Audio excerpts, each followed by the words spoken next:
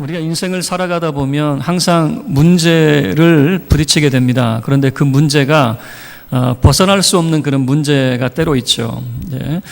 오늘 공동체, 이 교회 공동체가 벗어날 수 없는 문제를 맞닥뜨리고 어떻게 그 문제를 이겨냈는가, 그리고 그들이 문제를 이겨낸 이후 어떤 모습이었는가라고 하는 것을 함께 살펴보도록 하겠습니다. 먼저 벗어날 수 없는 문제라고 말씀을 드렸어요. 그 이유는 제가 우리 아이들하고 이야기를 하다가 너가 제일 바라는 게 뭐냐라고 물어보면 빨리 어른이 되고 싶다라고 하는 말을 해요. 어른이 돼서 뭐 할까? 근데 저도 곰곰이 생각해 보면 그 나이 때 제 고민이었던 것 같아요.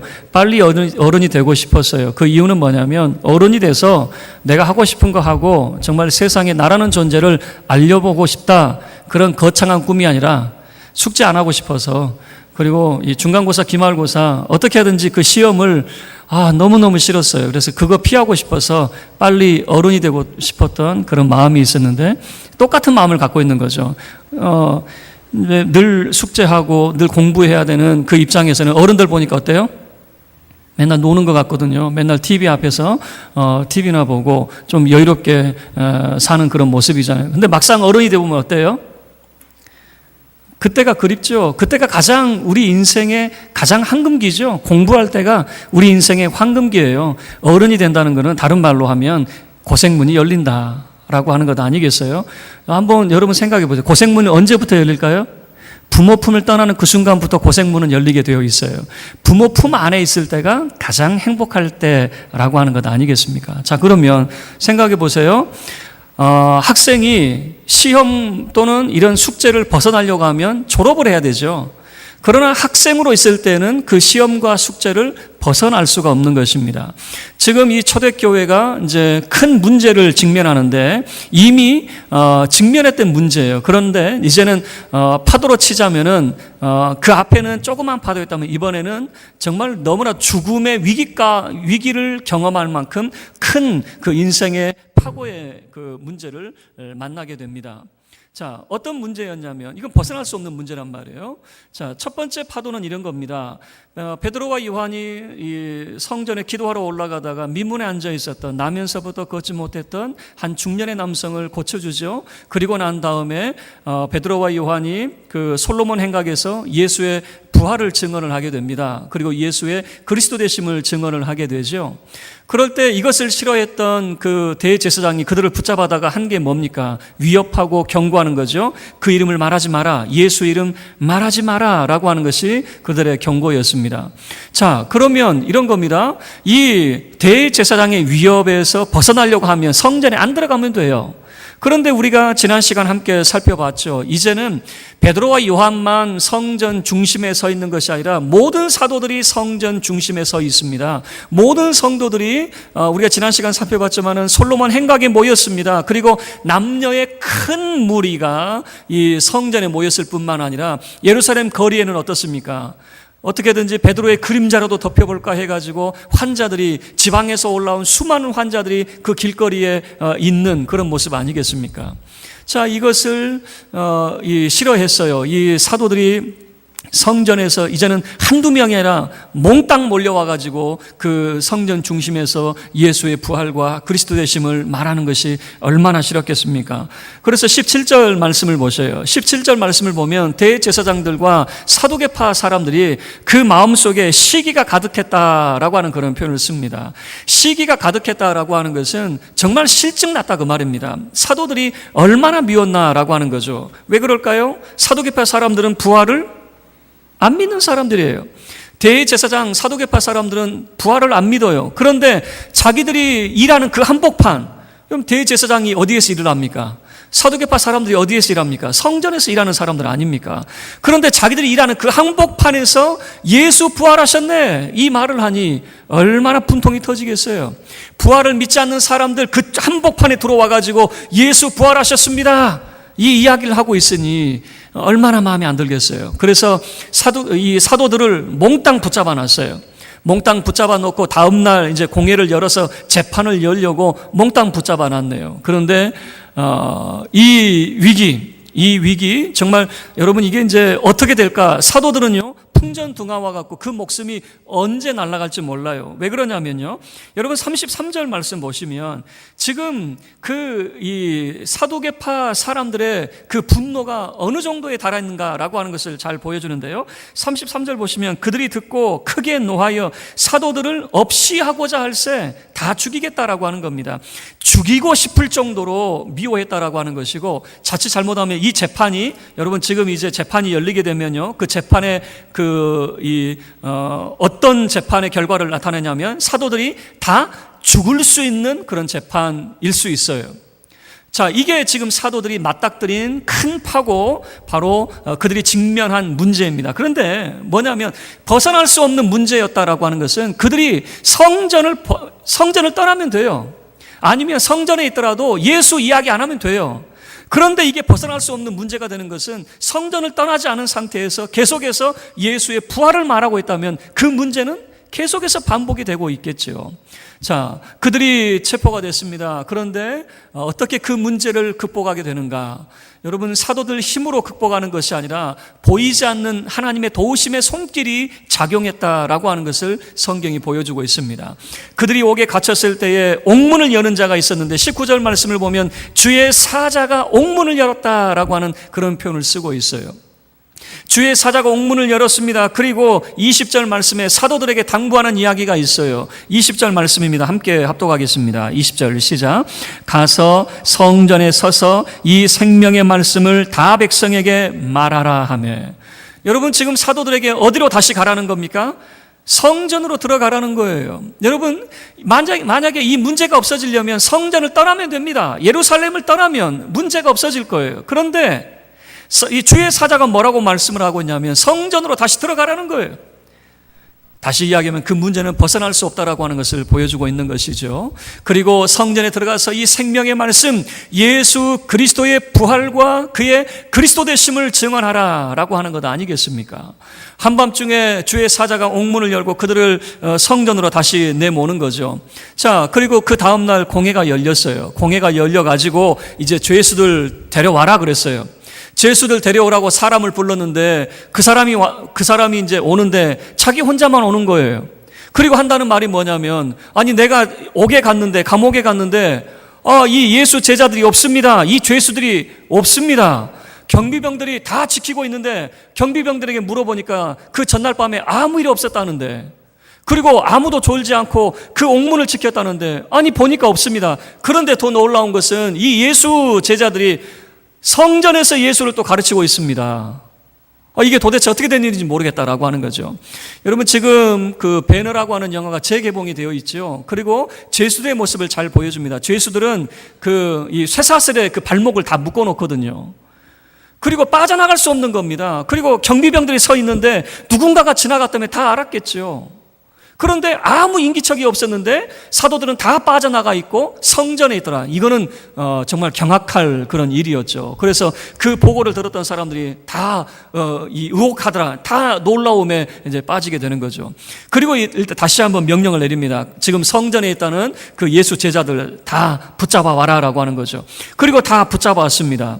그리고 그들에게 이제 다시 한번 이야기합니다. 너희들 전에 예수 이야기 하지 말라고 그랬는데 왜 또 이곳에 와서 예수 이야기하고 있느냐? 라고 하는 것이죠.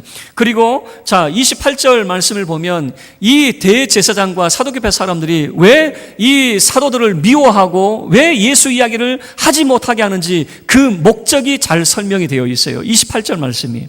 자, 우리 28절 말씀 함께 합독하겠습니다. 시작. 이르되 우리가 이 이름으로 사람을 가르치지 말라고 언금하였으되 너희가 너희 가르침을 예루살렘에 가득하게 하니 이 사람의 피를 우리에게로 돌리고자 함이로다. 이 사람의 피를 우리에게 돌린다라고 하는 것, 이 사람이 누구일까요? 바로 예수님을 말합니다. 대제사장이 예수님에게 정죄를 하지요. 그리고 대제사장뿐만 아니라 그 공회가 공식적으로 예수가 죄가 있다라고 정죄를 합니다. 그리고 빌라도에게 넘겼잖아요.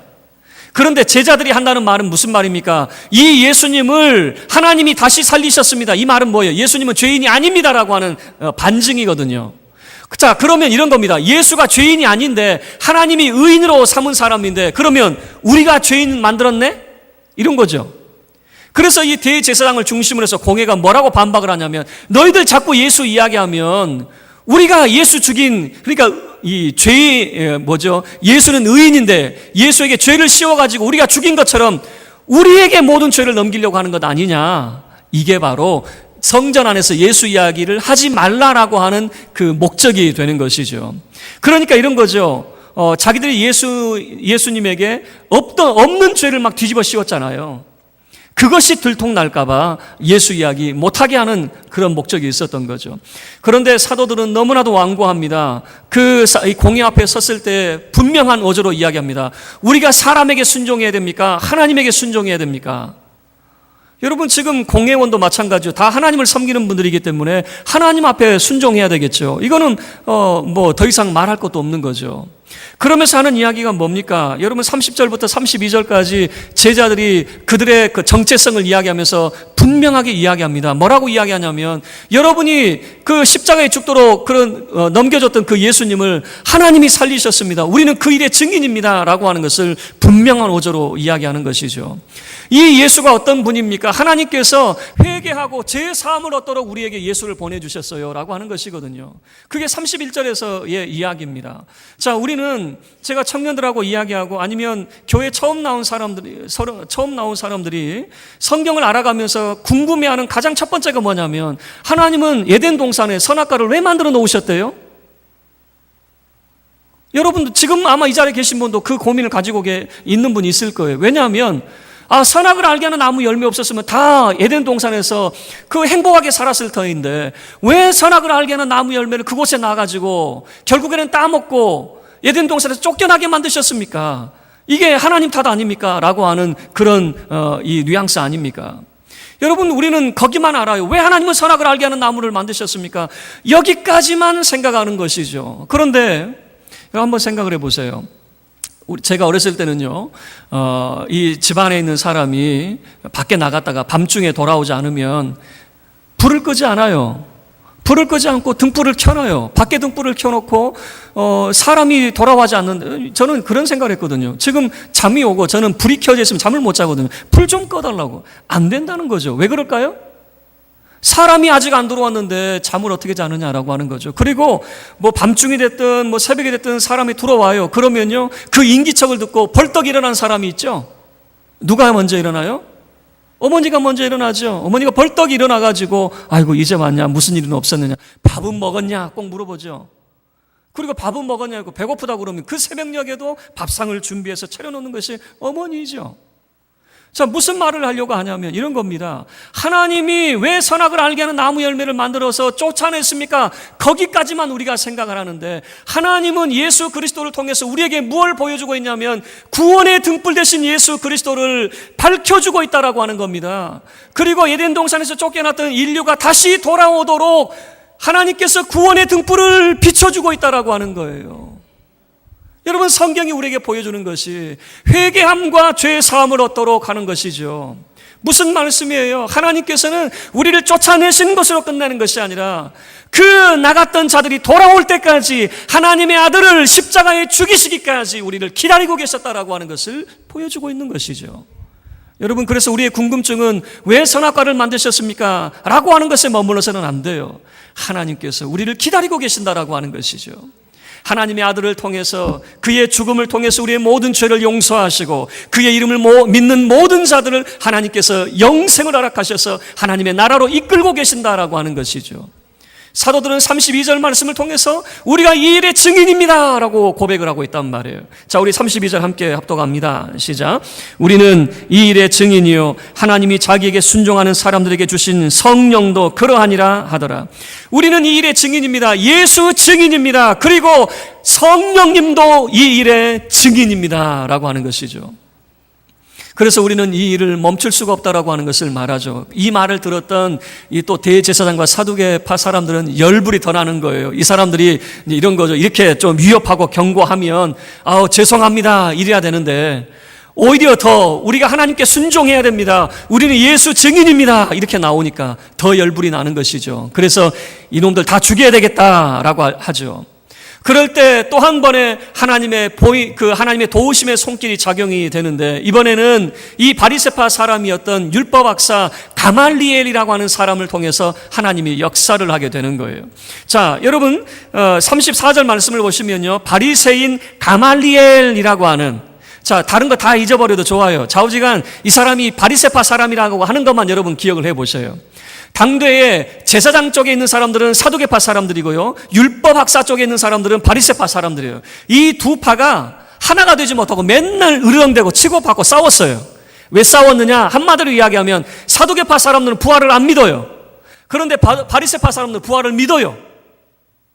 그리고 이 사두개파 사람들은요, 천국이고 뭐고 영이고 뭐고 아무것도 없어요. 그냥 이 땅에 잘 살다가 죽으면 그걸로 끝장이에요. 사람이 영이 뭐 그런 거 없어요. 천국이고 내세고 그런 거 없어요. 그런데 이 바리새파 사람들은 아니야. 왜 영이 없어? 천사도 믿어요. 그리고 왜 천국이 없어? 사람이 죽으면 하늘나라에 가게 돼 있어. 그러니까 이 사상적으로 맨날 부딪히는 것이거든요. 자, 그러니까 바리새인 가말리엘. 자, 바리새인이 들었을 때에 예수님의 제자들이 부활을 이야기하는데 어때요? 사두개파 사람들은 부활을 말할 때 열불이 나도 바리새파 사람들은 부활을 말할 때 어떨 것 같아요? 맞는 말 하고 있네. 뭐 부활한다는데 맞아. 부활이 왜 없어? 이러는 거죠. 그래서 가말리엘에 가는 사람을 통해서 하나님이 이 제자들을 돕고 있어요. 가말리엘이라고 하는 사람이 사도들을 밖으로 다 내보냅니다. 그리고 자기들끼리 회의를 하면서 이 가말리엘이 주장하는 게 뭐냐면 이 사람은 존경받는 사람이에요. 그러니까 뭐라고 그럴까요? 그 말에 힘이 있는 사람이죠. 이 사람이 한마디 하면 거부할 수 없는 그런 위치에 있는 사람이죠. 이 사람이 두 가지 경우를 이제 예를 들면서 이야기를 합니다. 예전에 드다라고 하는 사람이 일어나서 400명을 이끌고 다녔는데 이 드다가 죽으니까 어떻게 됐느냐? 그 400명의 사람이 다 흩어졌다. 한 사람 죽으니까 다 흩어지더라. 또 어떤 경우가 있었느냐? 호적할 때라고 하는 것은 뭐냐면 예수님이 태어나실 때가 바로 호적할 때 그 무렵 아닙니까? 이제 그 무렵에 있었던 이야기 같아요. 이 갈릴리의 유다라고 하는 사람들이 또 사람을 선동했는데 유다가 죽으니까 어떻게 되냐? 유다를 따르던 사람들이 다 흩어지지 않았느냐? 자, 그래서 이 가말리엘이 권면하는 것이 무엇이냐면 이겁니다. 결론은 이거예요. 38절 말씀 보면 이렇게 말합니다. 이제 내가 너희에게 말하노니 이 사람들을 상관하지 말고 내버려 둬라. 이 사상과 이 소행이 사람으로부터 났으면 무너질 것이요. 무슨 말이냐면 한 사람이 죽으니까, 지도자가 죽으니까 다 뿔뿔이 흩어지지. 예수가 죽었지 않느냐? 그러면 예수가 죽었기 때문에 그를 따르던 사람들이 뿔뿔이 흩어지는 것이 지극히 정상이다. 사람으로부터 났으면 흩어져야 정상이다. 그런데 반대로 하나님께로부터 났으면 어떻게 될 것이냐? 여러분 39절이에요. 자, 39절은 함께 읽겠습니다. 시작. 만일 하나님께로부터 났으면 너희가 그들을 무너뜨릴 수 없겠고 도리어 하나님을 대적하는 자가 될까 하노라 하니, 하나님께로부터 났으면 절대 무너지지 않는다. 그리고 하나님께로부터 났으면 너희들 하나님을 대적하는 자가 된다. 그래서 가말리엘의 결론은 이겁니다. 저 사람들 내버려 둬라. 사람으로부터 났으면 그냥 이렇게 좀 말하다가 사라질 것이고 하나님께로부터 났으면 더 왕성해지겠지라고 하는 것이 이 가말리엘의 결론이에요. 그러니까 사람들이 어때요? 가말리엘의 말을 듣고 수긍을 하는 겁니다. 그 말이 맞는 것 같다라고 하는 것이죠. 자, 그래서 이제 최종 결론은 어떻게 되냐면 사도들에게 예수 말하지 말라, 그리고 채찍질하고 이 사도들을 내보내는 것이죠. 여러분, 성경은 우리에게 무엇을 보여주냐면 사도들은 하마터면 죽을 뻔했어요. 그 재판의 결과로 그들은 죽을 뻔했는데 하나님의 보이지 않는 손길이 작용을 하고 있는 거죠. 주의 사자가 옥문을 열어놓더니, 그리고 가말리엘에 가는 사람을 통해서 하나님께서 그들을 지켜내고 있었다라고 하는 것을 보여주는 것이죠. 여러분, 사도들은 그 현장에 있는 것이 아니에요. 가말리엘이 무슨 말을 했는지 나중에 알았겠죠. 나중에 가말리엘이 이런 말을 해서 우리가 살 수 있었어 라고 하는 것을 나중에 알았겠죠.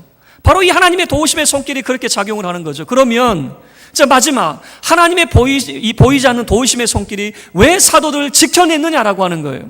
그들이 이 문제를 극복했는데 그 이유가 뭐냐라고 하는 거죠. 자, 마지막 우리 41절 그리고 42절 말씀에서 잘 보여주고 있습니다. 왜 그 문제를 극복할 수 있었고 하나님께서 이 보이지 않는 손길로 사도들을 지켜내고 있었느냐? 41절 말씀을 보면 그 이름을 위하여라고 하는 분명한 목적을 소개를 하고 있는 거죠. 41절 함께 읽겠습니다. 시작. 사도들은 그 이름을 위하여 능력받는 일에 합당한 자로 여기심을 기뻐하면서 공의 앞을 떠나니라. 사도들은 그 이름을 위하여라고 하는 능력받는 것도 기쁘게 여겼어요. 왜냐하면 사도들의 정체성은 뭐냐면 그 이름을 위하여라고 하는 것이 바로 사도들의 정체성이라고 하는 것이에요. 오늘날 많은 이제 성도들 보면 이 교회 다니는 사람인지 안 다니는 사람인지 모르겠어요. 왜 그러냐면 과거에는 교회 다니는 사람은 뭘 들고 다녀요? 성경책 들고 다니죠. 성경책도 파지법이 있어요. 파지법. 그냥 들고 다니는 게 아니에요. 이렇게 덜렁덜렁 들고 다니면 혼났어요. 성경 왜 이렇게 경망스럽게 들고 다니냐고. 오른손으로 들지 못하고 항상 왼손으로 들어요. 제 고등학교 때 들었던 그 목사님께 들었던 파지법이에요. 그리고 이렇게 들고 다니면 안 돼요. 성경책은 항상 심장 가까이. 그래서 옛날 목사님들 항상 이러고 다니셨어요. 기억나십니까? 우리 선배 목사님들은 항상 이 거리 다니시거나 하면 성경책 항상 위치가 이래요. 딱 이렇게 항상 이렇게 손은 이렇게 아니면 이렇게 하면서 늘 이러고 다니셨죠. 그럼 배 목사님 어떻게 다닙니까? 그렇게 보지 마세요. 저는 대충 하고 다니니까. 근데 요즘에는 어때요? 요즘에는 뭐 성경책 들고 다니는 분이 없죠. 그냥 가방 속 깊숙이 넣어놓죠. 혹시라도 내가 교회 다니는 거 알까봐 가방 속 깊숙이 놓고 다니고, 아니면 아예 안 가지고 와요. 뭐라고 이야기하면 성경책 무거워요. 내 나이 돼보세요. 이 떨어진 가랑잎도 무거워요. 그러면서 성경책 안 가지고 와요. 교회에 있는 성경책 쓰고, 아니 뭐 성경책 필요 없죠. 이 PPT 다 보여주니까 성경책 필요가 없는 거죠. 뭐 찬송도 다 보여주죠. 뭐 성경 본문도 다 보여주죠. 뭐 성경책 들고 다닐 이유가 없는 거죠. 그냥 몸만 와도 되는 거죠. 요즘에 또 젊은 사람들은 어떻습니까? 스마트폰에 있는 성경책 이렇게 하면서, 자, 뭘 말하려고 하냐면 어쨌든 좋아요. 성경책 안 가지고 다녀도 좋아요. 스마트폰으로 성경책 봐도 좋아요. 중요한 것은 내가 누구냐라고 하는 정체성이라고 하는 거예요. 내가 누구냐? 사도들은 분명하게 이야기합니다. 그 이름을 위하여라고 해요. 그 이름을 위하여. 그리고 마지막 결론에서 이렇게 이야기하죠. 42절 말씀 보셔요. 그들은 지금 무슨 경고를 받았고 왜 채찍질을 받았습니까? 예수 이름 말하지 말라라고 하는 경고를 받았고 그 이름 때문에 채찍질을 받았죠. 자, 그런데 마지막 42절 함께 읽죠. 시작. 그들이 날마다 성전에 있든지 집에 있든지 예수는 그리스도라고 가르치기와 전도하기를 그치지 아니하니라. 여러분, 성전에서라고 하는 거예요. 집에서 예수 가르치는 것은요, 괜찮아요. 어떤 면에서 성전에만 안 들어가면 되는 거예요. 그런데 제자들은 성전 안으로 들어가고 있는 겁니다. 성전에서, 집에서 예수는 그리스도입니다라고 하는 것을 가르치고 전도했다라고 하는 것 아니겠습니까? 왜냐하면 그들의 정체성은 분명하거든요. 그 이름을 위하여 사는 자라고 하는 그 분명한 정체성을 가지고 있었기 때문에 그래요. 그런데 그 정체성을 가지고 있는 제자들을 보이지 않는 하나님의 손길이 붙들고 있었다, 그 말입니다. 하나님이 항상 지켜주고 있었다라고 하는 것이에요. 그런 말이 있더라고요. 사람이 어떤 어려운 그 문제를 만나면 그 문제를 어떻게 하든지 이겨내려고 하면 길이 보이고, 그 어려운 문제 앞에 포기하면 핑계가 보인다라고 하는 말이 있더라고요. 제가 다시 한번요. 내게 닥친 그런 문제들이 있어요. 어떻게 하든 이 문제를 내가 이겨내려고 하면 무엇이 보여요? 길이 보여요. 길이. 그런데 반대로 나 못하겠다, 내가 주저앉고 포기하면 무엇이 보이냐면 핑계가 보인다, 그 말입니다. 이래서 안 되고 저래서 안 되고, 이것 때문에 안 되고 저것 때문에 안 되고. 여러분, 길이 보인다라고 하는 것은 이겁니다. 내가 어떻게 하든 이겨보려고 하니까 야, 이거 이렇게 가니 탄탄대로가 열린다, 그 말이 아니에요. 그 어려움 가운데서도 인내하고 꾸준하게 그 일을 하다 보니까 어느 순간 이겨냈다, 그 말입니다. 어느 순간인가 이겨냈어요. 그리고 그 모든 것을 극복해내 있는 자기 자신을 바라보게 되더라, 그 말입니다. 여러분, 복음에 있어서도 마찬가지예요. 우리가 교회를 하면서 부딪히는 많은 일들이 있어요. 사람 때문에 부딪히고, 환경 때문에 부딪히고, 우리 마음 때문에, 우리 건강 때문에 부딪히고, 수많은 부딪힘이 있어요. 그래서 우리가 처음 시작할 때는 그 이름을 위하여 우리가 헌신하겠습니다 했는데 어느 순간 보면 다 도망가 있는 거죠. 그리고 핑계만 남았어요. 핑계만. 이 사람 때문에 안 되고, 저 사람 때문에 안 되고, 이 일 때문에 안 되고, 저 일 때문에 안 되고, 핑계거리만 난무한 거죠. 여러분, 한 가지를 기억할 수 있기를 바랍니다. 내 눈에 보이지 않지만 하나님의 도우심의 손길이 반드시 있습니다. 하나님이 우리를 지켜주고 계십니다. 여러분, 이것을 확신한다면 우리가 어려운 문제들도 이겨낼 수 있어야 돼요. 하나님께서 우리에게 맡겨주신 그 사역 정말 포기하고 다 내려놓지 마시고 그 이름을 위하여 끝까지 견디고 수고하면 하나님이 우리를 지켜주셔서 그 일을 감당할 수 있게 해주신다라고 하는 것을 여러분 성경이 우리에게 보여주고 있거든요. 이 자리에 계신 우리 사랑하는 모든 성도 여러분은 하나님의 도우심의 손길을 통해서 그 이름을 위하여 하나님 앞에 충성 봉사하는 우리 믿음의 권속들 다 될 수 있기를 주의 이름으로 축원합니다. 우리 모두 자리에서